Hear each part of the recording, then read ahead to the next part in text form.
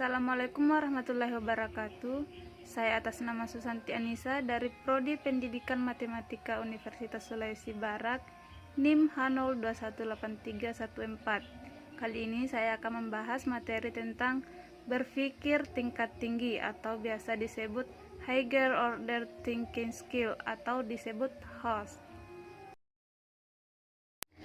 Berpikir tingkat tinggi, pengertian dari berpikir tingkat tinggi atau Higher Order Thinking Skill atau HOS merupakan suatu proses berpikir peserta didik dalam level kognitif yang lebih tinggi dari berbagai konsep dan metode kognitif dan taksonomi pembelajaran seperti problem solving, taksonomi Bloom dan taksonomi pembelajaran, pengajaran dan penilaian. Kemampuan berpikir tingkat tinggi, peserta didik harus bisa menganalisis, mengevaluasi, dan menghasilkan suatu solusi yang baru pada permasalahan yang dihadapi, bukan hanya sekedar mengetahui dan menghafalkan suatu konsep. Adapun indikator dari HOS yang pertama yaitu menganalisis. Menurut Anderson dan Cradwell pada tahun 2001 dan Brucker pada tahun 2010, kemampuan menganalisis merupakan kemampuan menguraikan suatu bahan atau konsep menjadi bagian-bagian dan menjelaskan bagaimana hubungan yang terjadi antara satu bagian dengan bagian lain secara keseluruhan. Kemampuan menganalisis dapat diklarifikasikan menjadi 3 bagian, yaitu pada bagian A, membedakan atau differentiation.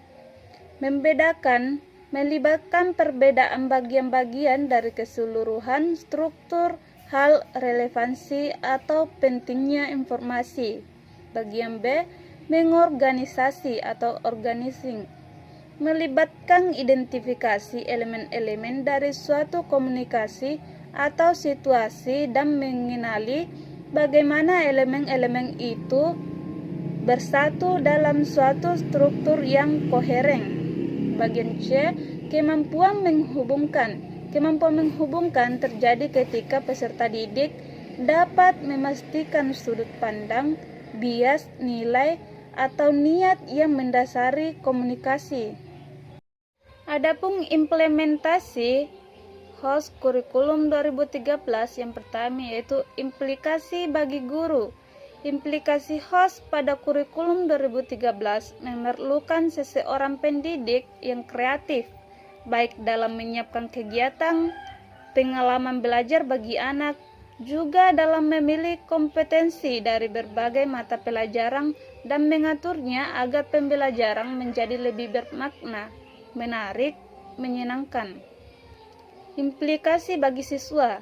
Siswa harus siap mengikuti kegiatan pembelajaran yang dalam pelaksanaannya dimungkinkan untuk bekerja baik secara individual, pasangan, kelompok kecil, ataupun klasikal.